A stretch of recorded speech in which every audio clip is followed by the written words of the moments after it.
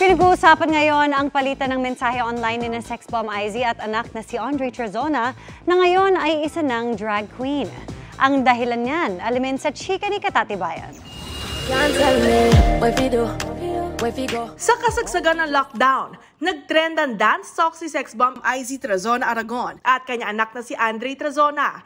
Enjoy mag-perform on stage si Andre at unti-unting ipinakilala ang sarili bilang ang sex bomb legacy.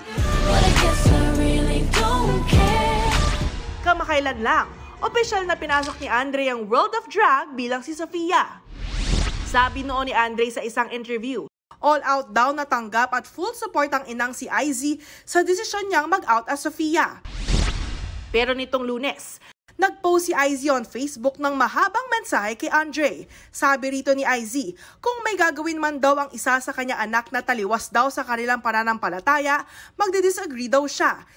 Sino raw bang magulang ang gustong mapahamak ang anak?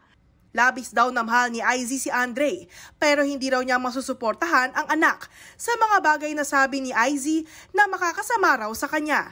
Sa isang post, inamin ni Andre na nagsinungaling siya nang sabihing suportado siya ng ina sa kanyang desisyon.